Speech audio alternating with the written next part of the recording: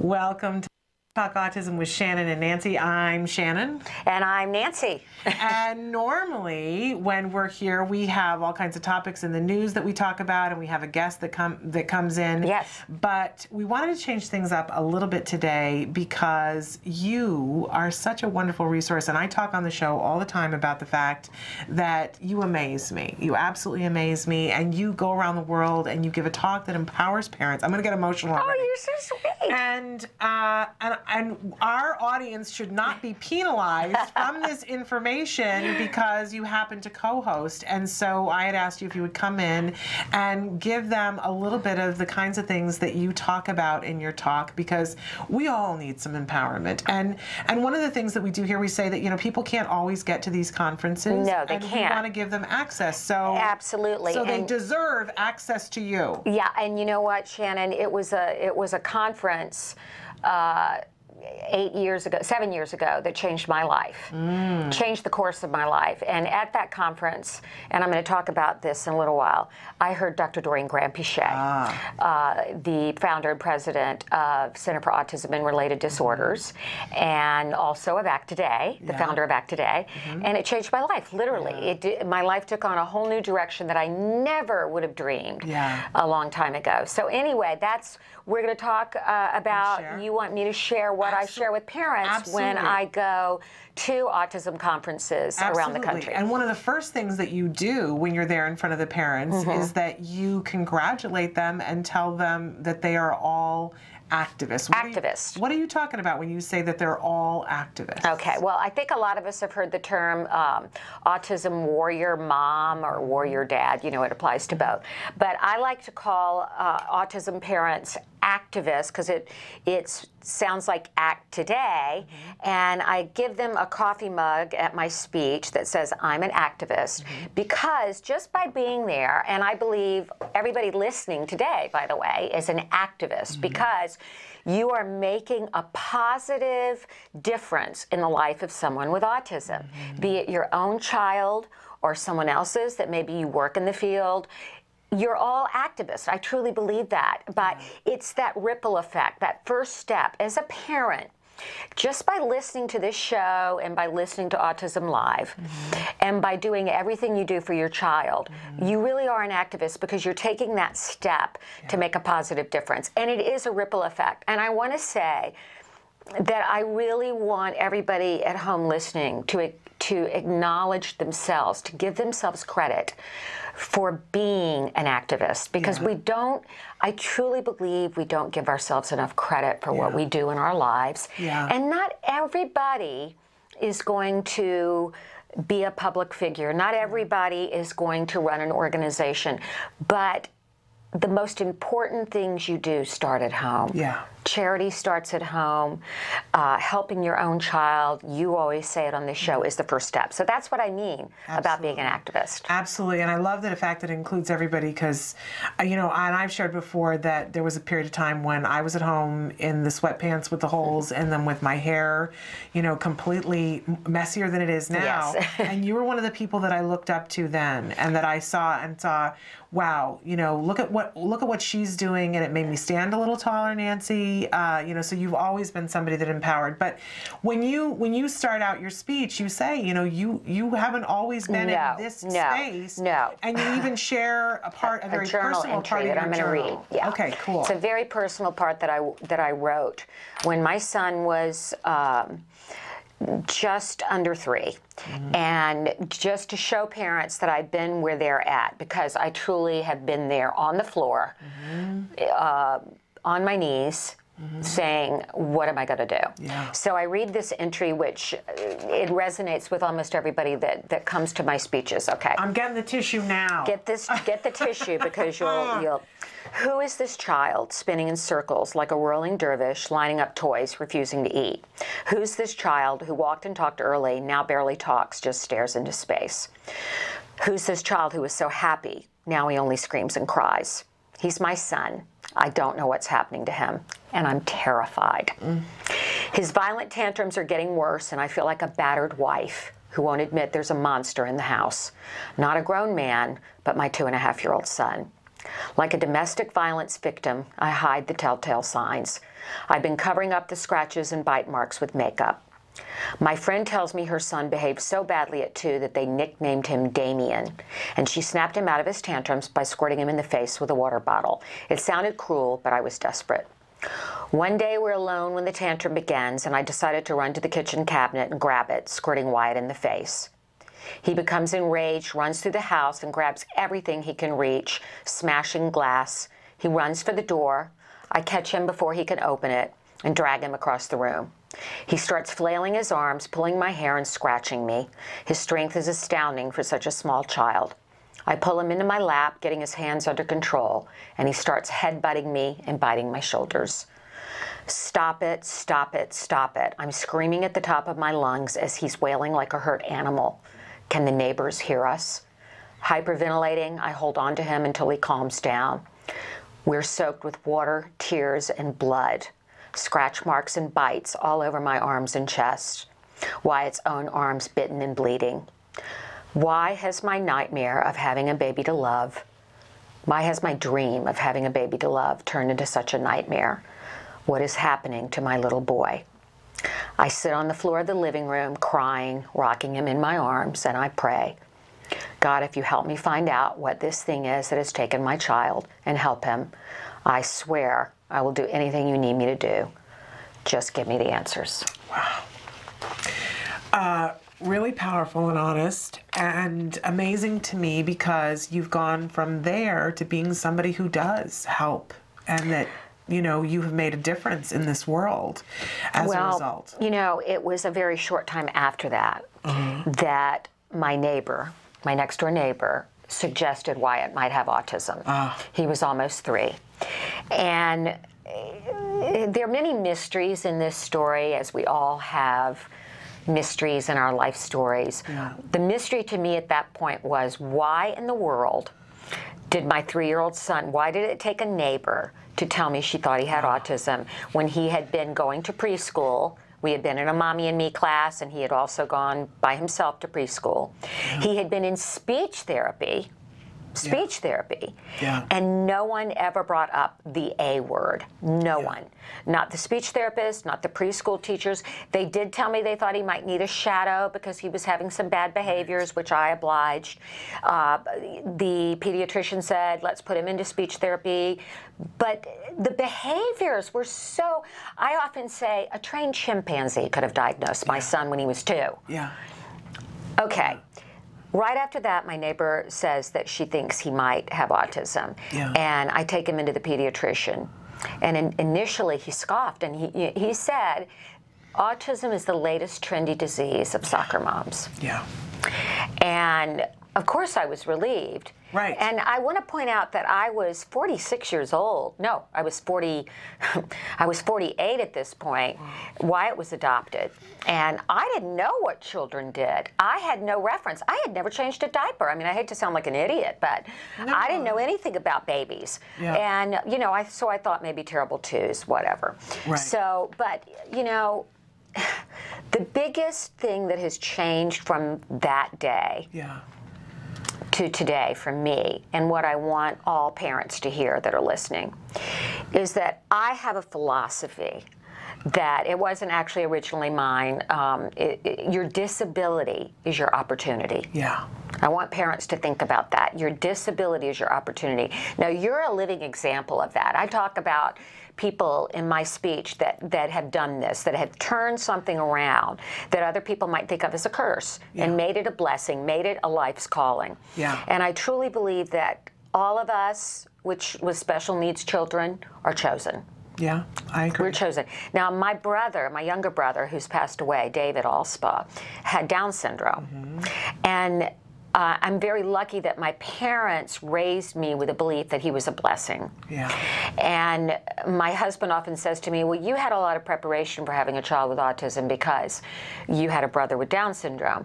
I actually think that was not a plus when Wyatt was young because I didn't want to have to go through what my mother went through. I was fearful of that. Yeah. So even when Wyatt was 2, my mother said to me, something's wrong, because he was starting to bite and have tantrums, and I was angry at her, and I said, you just want him to be, something to be wrong with him, like, because you wanted me to be like you. Yeah. And I lashed out at her. Yeah. But I do believe your disability is your opportunity. It takes a while to get to that place. Yeah. First, we have to go through the acceptance, the anger. We all have levels of denial. Sure, absolutely. All of us. Some get through it quicker than others, but we all have it. So once you get through the anger, the denial, then get to acceptance, I want us all to get to a place of embracing and saying, why me? Why not? Yeah. Why me? Maybe because I have the special set of skills to handle this. Yeah. So your disability is your opportunity was first coined by Kurt Hahn, who invented Outward Bound, that outdoor adventure program, which I did. And it really teaches you to deal with adversity. Yeah. And I believe our greatest people in the world, you look at them, Helen Keller, Mother Teresa, Oprah Winfrey, you know, people, when Oprah first came on the scene, everybody was like, well, who is this black woman, overweight black woman to host a TV show? Well, she showed him, didn't she? Yes, she sure She wasn't did. cookie cutter. So not being cookie cutter is a good thing. Yeah. And every parent has something in them with this disability, with this, this diagnosis of autism for their child, that they can do to make the world a better place. Absolutely. So I really believe that. That's a great place. We're going to take a little bit of a break, but when we come back, we're going to have Nancy explain to us how you went from that moment on the floor to being the executive director of Autism Care and Treatment today and making such a difference in so many lives. So stick with us. We're on a journey to empowerment. Welcome back to Let's Talk Autism with Shannon and Nancy. I'm Shannon Penrod, and we're here right now with the wonderful Nancy Alspaugh-Jackson. You just saw a clip about Autism Care and Treatment today and their initiative for military families, and very proud to be talking to you today about this talk that you give about a journey to empowerment and taking a look at where you are now and what you've accomplished. You guys are on the threshold of crossing a really big a big marker. We are. It's going to be a big milestone for us. This week we're giving out $35,000 in grants, and that will take us to $1 million in dollars given out in the last 4 years to families since I've been executive director to families battling autism. And I just want to say, if you're one of the families who's applied and maybe you have not gotten a grant, there would be nothing that would make me happier than if we could raise enough funds to give every single family that applies.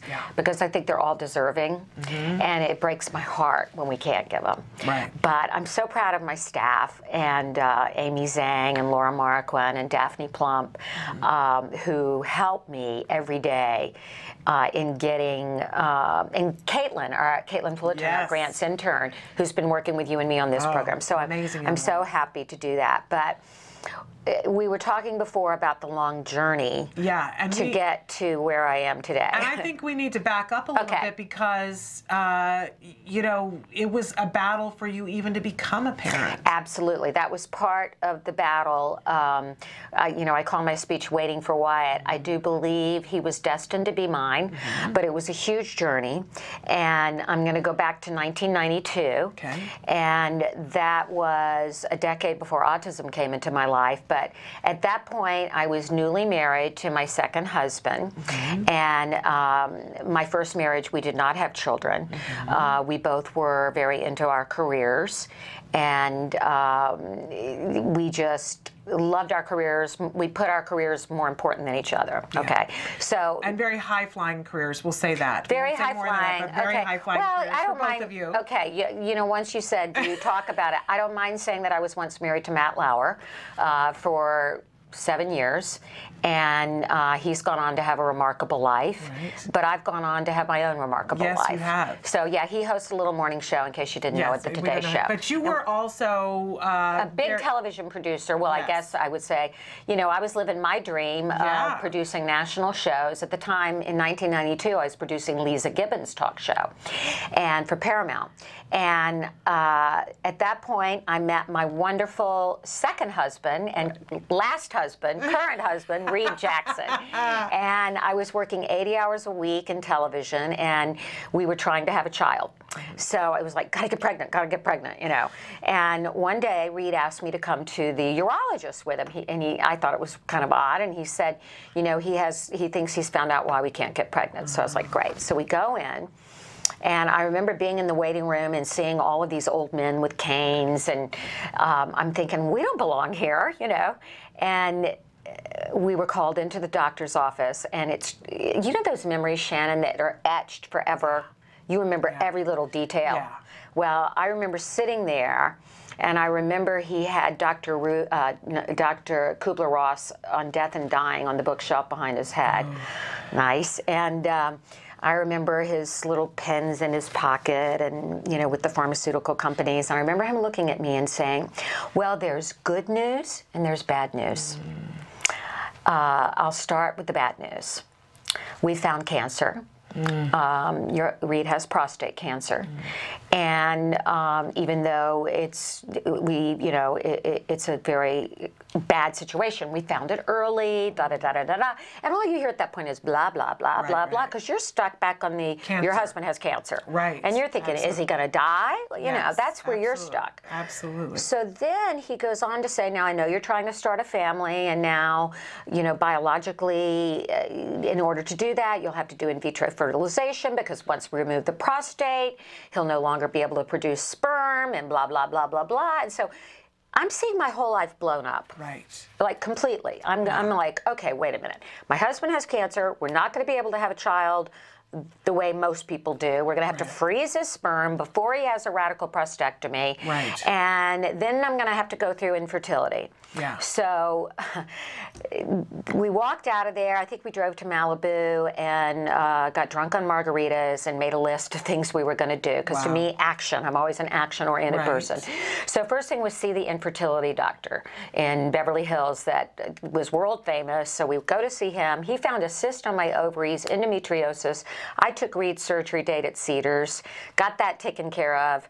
Then Reed had his radical prostatectomy. It's all kind of a blur when I think back on it. It's a lot. Then we started infertility treatments. Went through those. They didn't work. Then we decided, well, let's look at adoption. So we got an adoption attorney. We were picked right away.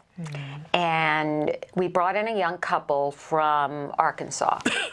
Took them out to dinner, put them up in an apartment to get to know them. She was about to give birth in about 2 weeks. We took them out to dinner and found out, go ahead, get some water. Excuse me. Found out that you choked me up so much. The birth father had been beaten and abused and had been in psychiatric hospitals. They reeked of cigarettes. There were many things. And you know what? I hope in hindsight, I pray that baby was fine, and I'm sure it probably was. But we decided, okay, let's go back to try more infertility. So then we went back and tried an egg donor. And there was a beautiful young woman who had had several children who donated her eggs to me. That time I was sure I was pregnant. No, I wasn't. So that was a big disappointment. We even went to orphanages in Mexico. This is how much I wanted to have a child, okay? To me, it was never about getting pregnant and being biologically giving birth. It was about giving a child a chance. I think even as a young girl, I had dreams of adopting. Wow. So went to Mexico. I found out no way can you get children out of Mexico. It's almost impossible. Really? It's very difficult. That's why you don't see many children adopted from Mexico here. Okay, then I get a call from the adoption attorney. He says, would you take a Hispanic baby? And I'm like, of course we would. So about a week after that, I'm on a plane to meet this young woman. I'll call her Monica. I won't use her real name. I'll never forget. her sitting across from me. We went out to lunch, and she held my hand, and she said, I want a woman like you to be the mother of this baby. I don't want her to have a life like mine. She had already had 3 children. Her husband had been injured, supposedly, in a car crash. She had gotten pregnant by a brief affair. I was supposed to go see the ultrasound. We went to the clinic. She came over to me and said, she went up to the desk, she came back to me and she said, the doctor had been called out on an emergency delivery. He could not show us the ultrasound, but she had a great idea. Let's go to Babies R Us. We'll get one of those baby monitors and I'll let you listen to the heartbeat. Oh, Nancy. So we go, we get the baby monitor. I call Reed at work on my cell phone. I say, listen, we knew it was going to be a girl. I said, it's our baby girl. It's Francesca. We had called her. I had decorated the nursery, which they tell you not to do. And I let him listen to the heartbeat.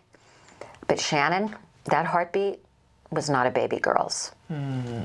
It was Monica's. She was a scam artist. Wow. A very effective scam artist. Wow. And she had found the perfect victim, me.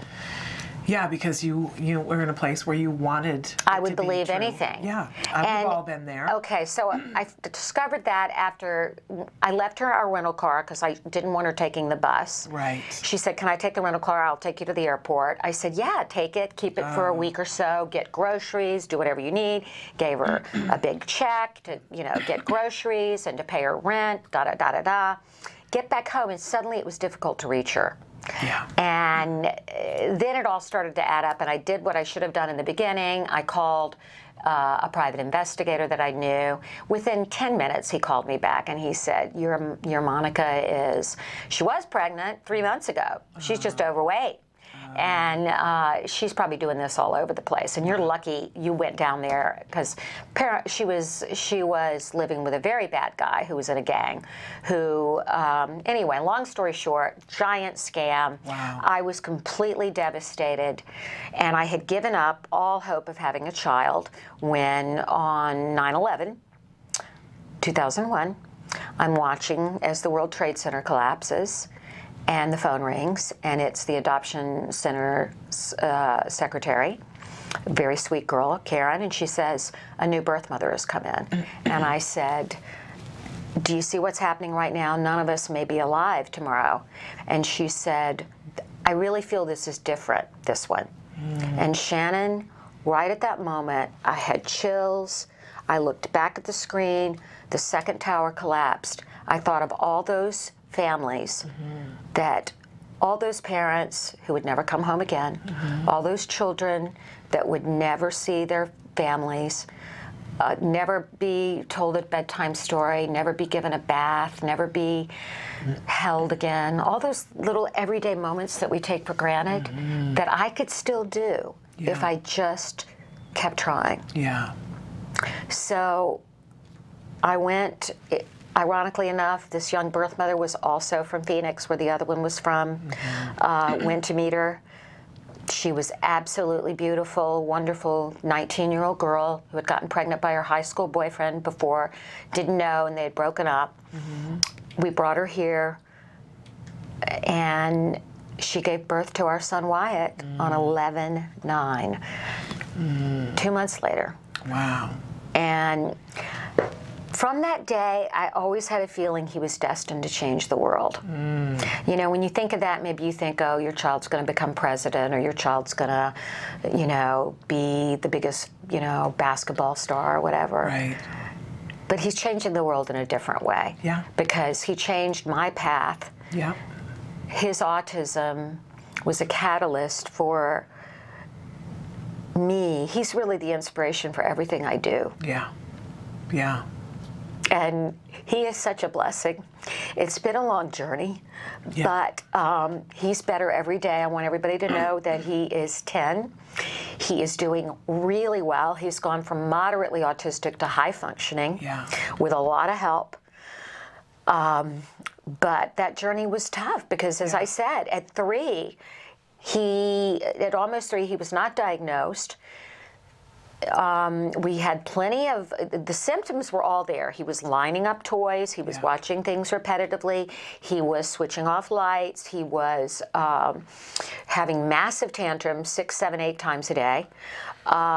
Problems sleeping, not eating anything but, you know, dairy, Cheez-Its. And so the signs were all there. But even as early as 7 years ago, people just weren't that educated, were they? Yeah. No, it's amazing how much things have changed. Right.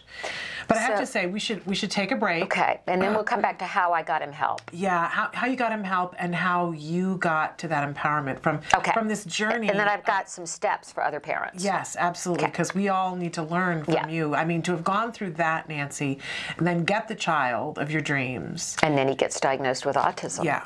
And still to find the empowerment. This is why I tell you guys, this is the lady we need to be following. So stick with us. We're going to be back with more with Nancy Alspaugh-Jackson, our journey to empowerment. We'll be right back.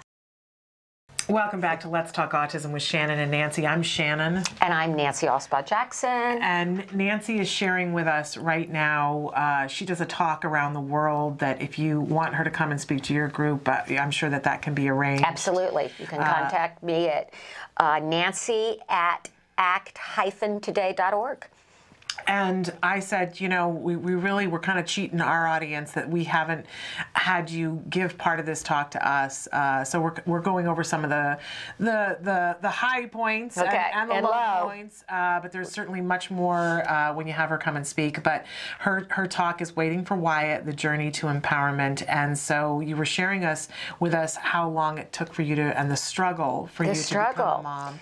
And then, of course, you have this child and you see that there are things that aren't adding up. You went to the pediatrician and he finally says he's at least a year delayed. He didn't say autism. Right. And he referred me to a place that diagnoses.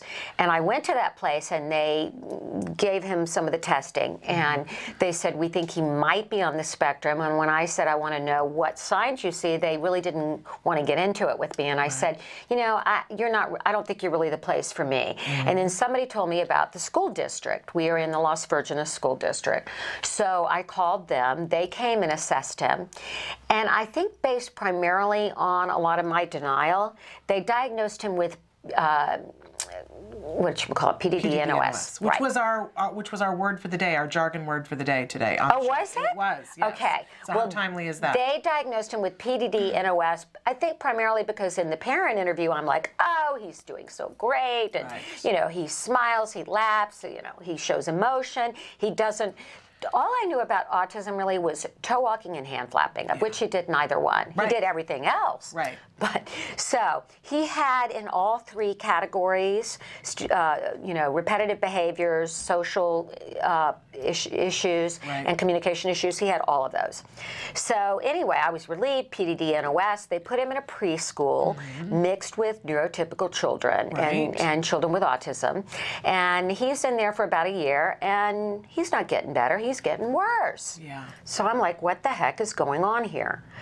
And I'm trying to learn everything I can on the internet. I put a sign up, Autism Central, over my little office at home. Yeah. And I would stagger out every night, you know, at 1 a.m. and crawl into bed and say to my husband, if it's this hard for me, a former television producer with, I thought, connections to anything, what's it like for the mom with 5 kids, you know, that works 2 jobs? I always thought of the checkout clerk at Ralph's because I love them so much. They're so cheerful. Yeah. And I thought, you know, what is it like for her if she has a kid with autism? Yeah. So I thought, you know, one day maybe I can do something. That was always in the back of my mind. So anyway, I opened up the LA Times one day, and it had what used to be called the Dan Conference, and it said, you know, Defeat Autism Now Conference in Long Beach. I went to it. And the first speaker was a brilliant doctor by the name of Andrew Levinson. They call him Yogi, MD. He's out of Miami, and he works with children on the spectrum. And the second speaker was a woman named Dr. Doreen Granpeesheh. And she gave a whole presentation about a therapy called ABA, Applied Behavioral Analysis, and how it was not only improving the lives of children with autism, but recovering them. Okay. In some cases. In some cases. We should in make some sure that we say that. cases. Not in all cases, but in some generally cases. in every case where the family stuck with it, improvements. Absolutely. Across the board. Absolutely. So I'm thinking, okay, my son is 4. He's been diagnosed at 3, late. I have never heard this term used. Yeah. I've never heard of this ABA therapy. Why? Yeah. I called my husband, and after hearing these 2 doctors, I said, finally, something makes sense. Yeah. Dr. Levinson said these children can be improved by boosting their immune systems, detoxifying, helping them in many ways. You know, not for everybody once again, but the diet, GFCF diet, if you want to try it, you know, we did. It helped our son immediately. There were other things we tried that were known as biomedical that helped him. I was very interested in this ABA. Yeah. So I started calling CARD. And there were waiting lists. Yeah. Long waiting lists. Yeah. So that journey began.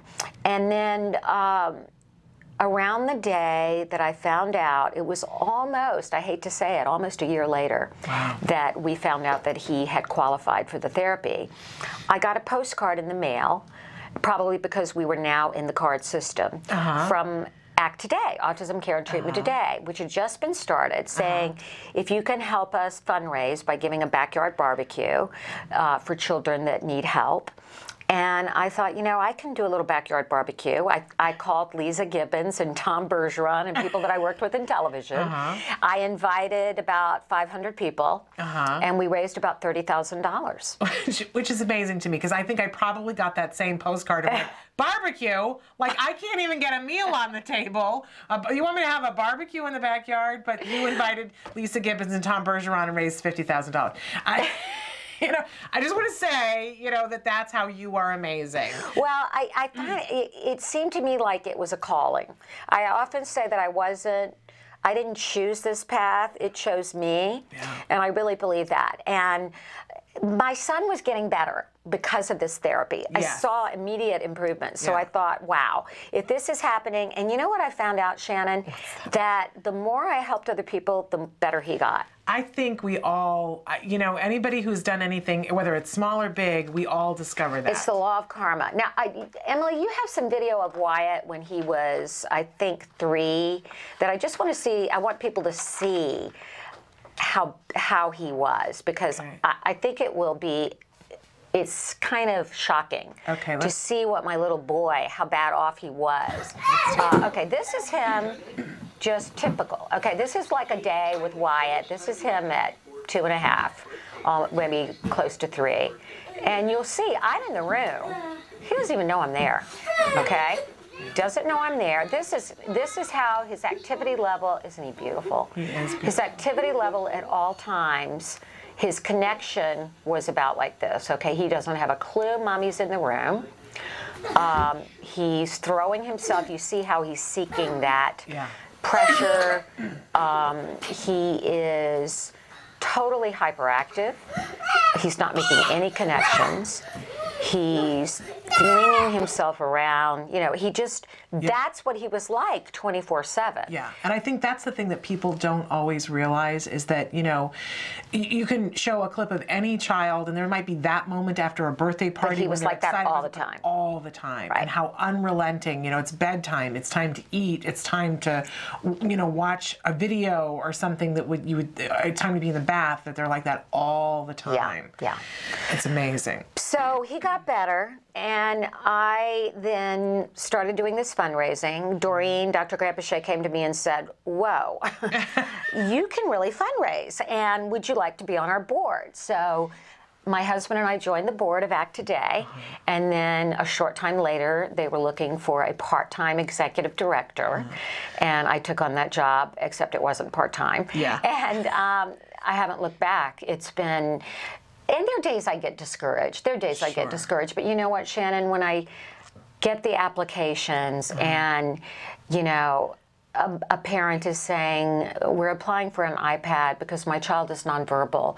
If they could type the words, I love you, it would make the world of difference. Yeah. I'm looking for therapy, ABA, for grandparents who were looking for ABA therapy for their grandson before they passed away, Yeah. so they could make sure he knew how to dress himself and was Yeah. potty trained at the age of 13. These are heartbreaking stories, and you realize there, but for the grace of God, go I. Yeah. But you this week you've made $1 million worth of difference. Yes, And $1 so million that's worth of amazing. difference. That's Well, absolutely, and your work is not done. No, You know, but no, $1 million it's not done. worth of difference Yeah, should be celebrated. yeah. And we are. And I want to give some steps that. Yes, I want to know how we can Okay. ride your coattails and suck some of your energy and empower ourselves. So Okay. tell us what to do, Nancy. The first thing I'm going to do is give you the empowerment prayer. Or is, Emily, are you on the steps first or the prayer first? Okay, let's put the prayer up. Okay. Oh, that's my rap. Never mind. Take that down. Okay. Let me give you the empowerment prayer, and Okay. I can send this to you if you Okay. write us. It's God grant me the wisdom, whoever God you worship. I'm always clear to say that. God grant me the wisdom to see disability as an opportunity, the courage to love my child unconditionally, and the faith to live a life of purpose. Wow. Okay? Read it again. God grant me the wisdom to see disability as an opportunity, the courage to love my child unconditionally, and the faith to live a life of purpose. Okay. Fabulous. And here are my 10 steps to empowerment, which Okay. I think Emily has and she can put up. Okay. Okay, we talked about accept and embrace this challenge. Now, when I say accept, I mean, you know, denial, we're all going to go through it, but we need to get to acceptance fairly quickly. When I say embrace, I don't mean loving autism. Right. I hate autism. It stole my child's, it stole his childhood. Yeah. But I embrace that he has it, because if I don't embrace it, I will be stuck in denial, and it keeps me from walking a path I ultimately have to walk. Yeah. Okay, so that's what I mean by embracing. And by embracing it, we find a power within ourselves that I think we never knew we had. Absolutely. So number 2, educate yourself. This is so important. And we're so lucky today. We have the University of Google, Yep, you we know, do. We and you absolutely can do. learn so much. And, you know, just think of the moms. It's really shocking to think as recently as 40 years ago that kids were still being diagnosed and mothers were being blamed with refrigerator mother syndrome.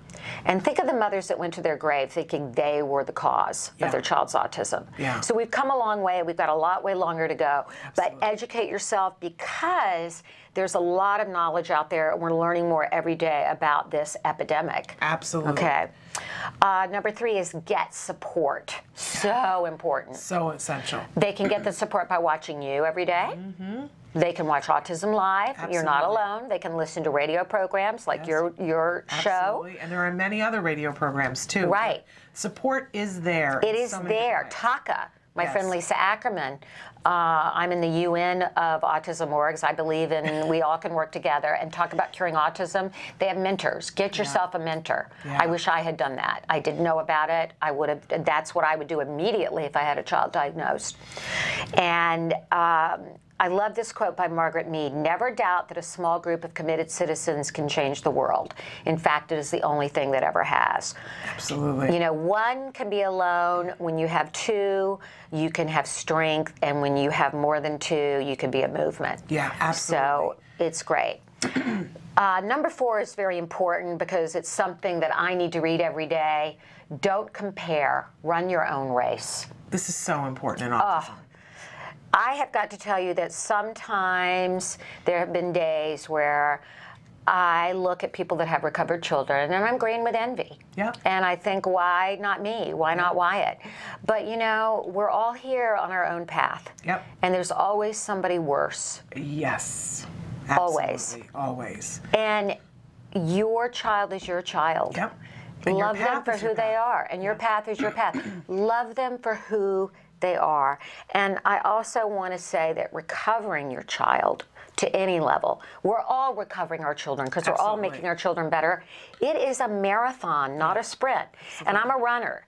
So let me tell you that when I run a marathon, I pace myself. Yeah. There are times that I'm going to run a marathon in 5.5 hours. There are other times I'm going to run it in 4.5. But I can't compare myself to the 20-year-old that's going to run it in 3. Right. It's just we all have our own pace. So pace yourself accordingly. Wonderful. Number 5, shore up spiritually. Okay. Now, by this, I do not mean necessarily organized religion, although for some people that's what works. Yeah. I go to a church that if I did not have it, I don't know what I'd do. Yeah. I go to Prince of Peace Episcopal Church. My minister, Father Rand, is amazing. He has helped me so much by praying with me. Yeah. But for some people, their spirituality is found in nature, Yeah. you know? Yeah. But take the time, whatever it is, a temple, a church, a forest, go out and spend time with yourself. Yeah. Spend time with your higher power, and it's going to really help you. And I think in most cases we find God in our fellow man, Yeah. you know. And I think that that's just so important to give yourself that spiritual sustenance as well. Absolutely. Number 6, recognize your gifts and abilities. Because those gifts and abilities are going to be very important in taking you along this journey. And if you don't think you're talented, you know, get in touch with me and I'll find your talent, because I can guarantee you are. Ask the people you love, what's my talent? They'll tell you. Yeah. And for some of us, it's cooking the perfect brownie, for Yep. baking the perfect brownie. For some of us, it's things that are, they're not earth-shattering, but they're gifts nonetheless. Absolutely. And everybody has gifts. Absolutely. So recognize those and give yourself credit. Number 7, we've talked a lot about this today as a theme, live in gratitude and give back. Karma works. Yeah. It does. And Absolutely. the greatest gift we can give ourselves is giving to others. Absolutely. I believe that. I believe that too. Number 8, state your intention. This is really important. Live in a state of knowing your child will get better. Live in a state of knowing that you will accomplish whatever it is you want to accomplish. Put it out there. I put it up on my desk. You know, I put Post-its of what I want. Wonderful. The number 1 thing was helping my child, that I've always said. He's number 1. Helping other families was my number 2, you know. And look at the way that you found to do that. It's kind of amazing. It kind of manifests itself, Shannon, and I think you found this too when you said Absolutely. you wanted to be involved in this field. Yeah. You will be led. Don't worry about the path. Don't worry about the path. Just state your intention. Yeah. And the answers will come. They will manifest. That sounds a little bit woo-woo. But it was very true for me too. So It will. It just works that way. I think when you have a goal, it's like when you drive in a car. Yeah. You don't get in your car and just drive around. You have a destination. Yep. So I think saying, my child will get better. I will help my child get better. My life, my purpose will manifest itself. You know, have a general idea of what you want to do, and you will get there. Yeah. Number 9, I think this one is crucial. Trust your intuition. Yeah. No one, and I mean no one, knows what's better for your child than you do. Absolutely. There is no expert. There is no doctor. There is no person that knows better than you. Yeah. And if someone judges, you don't need that person. That's right. That's absolutely right. You don't need that person. Yeah. Clear it out, because let me tell you, Edit. sister, Yeah. edit those people out of your life, because you got work to do, Yep. you've got a life to live, you've got a child to make better, and you don't need the naysayers, you don't need the experts that are this way. Yep. I've just said to those people, you know what, thank you for your advice, but I'll be doing it my way. Exactly. So just know, trust that inner voice. When you're really conflicted, and I've been conflicted so many times in my life, haven't you? Yes, About what to absolutely. do, like, oh, do I do this for Wyatt or not? That inner voice, just put it out there, say, please give me the answer. Yeah. Absolutely. And it will never steer you wrong. If you've got a gut feeling somebody is not good, then they're not. Listen to it. Listen to it. Okay, now this is what I call the Fabulous 3, number 10, and these are really important as well. And they're the L's, the 3 L's. Live in the now, love thyself, and laugh. Yeah. So important. Live in the now. I was always so worried about what I was going to be in the future, how my child was going to be in the future. Why didn't I do this? Why didn't I do that? they grow up before you know it. I can't believe Wyatt's 10. You and I talk about this all the time. Little boyhood is a fleeting thing. It's all now. It's all now. And if you don't love them and love yourself for who you are, you're never going to love yourself in the future, and you're going to only have bad memories. So love yourself now, love your child now, laugh, live in the moment. It's so important. We will not pass this way again. No, we won't. This is it. And speaking of this is it. Oh, how about the autism rap? So we got to have the autism rap. Yes, I want to hear what this is. Okay. Okay. I haven't done it in a while, so I might have to, let me see if I can remember it. Okay. Okay. This is the very end of it. Okay. So, that you have up on the screen. Okay. Okay. It's just a diagnosis. Your life's not over. Don't lie there like a dog. Get up, Rover. You say your head is spinning with GFCF, ABA, IEPs, and neurofeedback. Autism's tough, that much is true, but you'll survive because you're you. Life's not over, it's just begun, so go out that door and be someone. And at the end of my talk, I make all the parents say, my life's not over, it's just begun. I'm gonna walk out that door and go be someone. That's wonderful, absolutely wonderful. Okay. You are a remarkable person. Well, and thank you. You're a remarkable person. Well, and everybody at home is a remarkable person. Absolutely, because we're all activists. We are, and we're you activists. Remind us that. Yeah. Wherever we are, You're an whether activist it's the today. sweatpants Right. or in the hair done or not, we're all activists today. And love yourself today. You can do me that favor. Just give yourself a hug, love yourself, love your child. And forgive yourself. And forgive yourself for any mistakes. We're all making mistakes. We're all Constantly. finding our way We're all works in together. progress.